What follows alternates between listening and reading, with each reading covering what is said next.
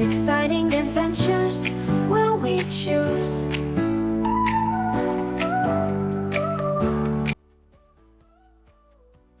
Welcome back to Retired Time to Cruise. We are Darren and Susan. Thank you to those who have already met us on the channel, and welcome to newcomers. Please comment, like, and subscribe to help us grow so that we can continue to post interesting content. Today we're in Cartegena, Colombia. Well, not quite. No, but we leave tomorrow. Yes, tomorrow morning, bright and early, we are gone and we will be on the ship. Cartegena is one of the most important ports in the Caribbean, known for its well-preserved colonial architecture and fascinating past as a key Spanish stronghold in the New World.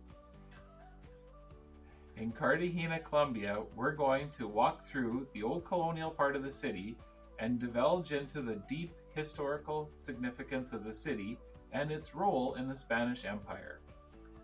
Cartagena's Old City is a UNESCO World Heritage Site. As soon as you step off the ship, you can see why. The architecture and streets are like stepping back in time.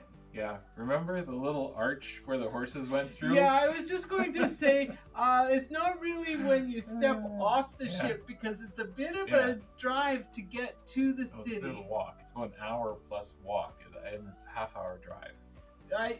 All I remember is that the big tour buses couldn't get through that arch that you mentioned because they were too big and the old streets were too narrow. So the little tour buses could get through that arch, and we got to see really interesting stuff inside. And only if they folded their mirrors, because they had to fold the two mirrors in on the bus to fit through. It was a really tight fit. Yes, it was. So I don't know if that was the only place that you could get into that part of the city, but they had to fold the mirrors in on little vans to get through. We started our tour in the heart of Cartagena's old town, known for its colorful colonial buildings, flower-covered balconies, and narrow cobblestone streets. The old city is surrounded by a massive stone wall built by the Spanish to protect against pirate attacks. It is one of the best preserved colonial fortifications in the Americas, and it's a reminder of Cartagena's strategic importance. Every corner of the old city has something to offer, whether it's historical landmarks, charming plazas, or street vendors selling traditional crafts. We especially enjoyed stopping by Plaza Santo Domingo, a lively square with plenty of outdoor cafes. When we stopped there before, we actually bought this, our backdrop, which is a basket or a puzzle thing. It's cool because it shows scenes of Cartagena with the cannons that protect the harbor. Mm-hmm. So we had a little bit of a different tour last time, and we searched and searched and searched, and we could not find the same tour we were on. We were actually escorted around the old city in a horse and buggy, and we got to go everywhere. It was really lots of fun. It was part of a Disney cruise, so maybe it was a Disney only special. Yeah. It really did make it feel like we were back in colonial times. It was pretty neat. Cartagena was founded in 1533 and quickly became one of Spain's most valuable cities in the New World. It was a key hub for the export of gold and silver back to Spain and played a major role in the transatlantic trade. Wow. The city's wealth made it a target for pirates and rival nations, which led the Spanish to heavily fortify it. That's why you see so many impressive military structures like Castillo San Felipe de Barajas, the largest colonial fortress in South America. We couldn't visit Cartagena without exploring Castillo San Felipe. This fortress, built in the 17th century, was designed to protect the city from both land and sea attacks. Its strategic position on the hill offers amazing views of Cartagena. I wonder if that's the one where they have the cannons on either side of the bay, and they said they were able to raise up chains Yes. through the bay because it's a very Yeah. narrow entrance, And close the bay. they Yeah. could prevent ships from coming in Or or leaving. going out. Yes. Walking through the tunnels and climbing the ramparts, you can almost imagine what it was like defending the city from pirates and invaders. And those huge, thick stone walls, that's what I remember the most, is how thick those walls were. No wonder they took a lot of cannon fire and didn't crumble.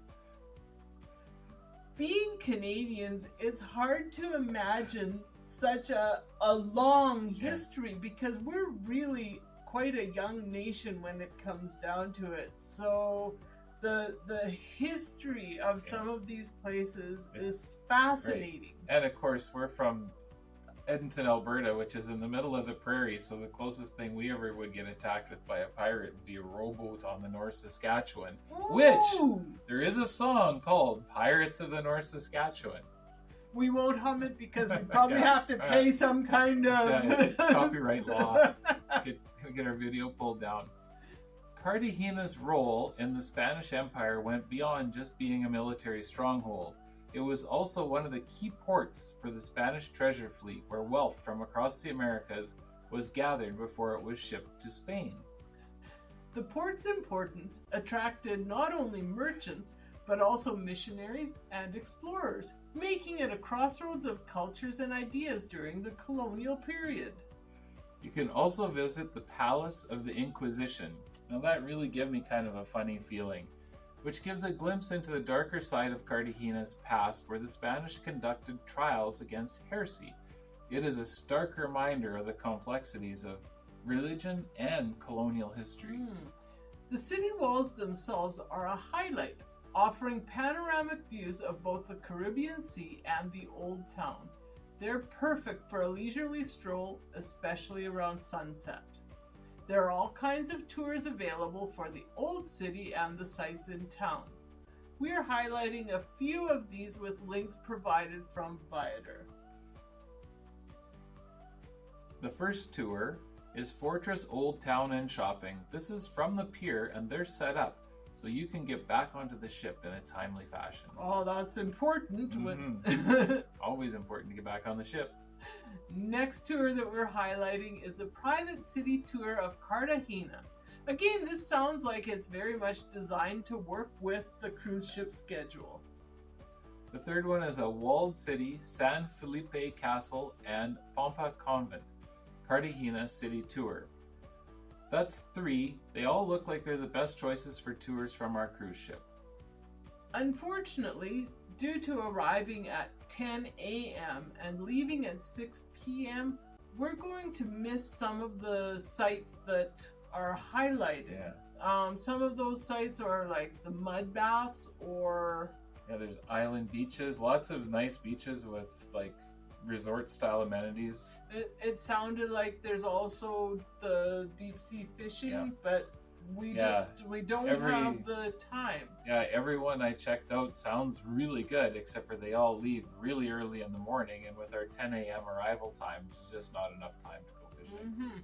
But like all cruise stops, you might be able to find a private tour on shore, and they'll make it work for you. Cartagena is a fantastic mix of history, culture, and stunning architecture. We enjoyed our stop last time and learning about its colonial past and its significance to the Spanish Empire. We hope you enjoyed this video about another piece of our DIY World Cruise. We certainly enjoyed making it. If you love cruising and want to learn how to travel more, remember, like, subscribe, click that notification bell, and watch some of our other videos. We'll have more of our own footage in the upcoming videos. Woo! Because we'll be on the actual cruise. Stay tuned for our next adventure, which is Georgetown, Cayman Island. Until then, adios. Goodbye. We're retired and it's time to cruise. Come and join us or watch our YouTubes.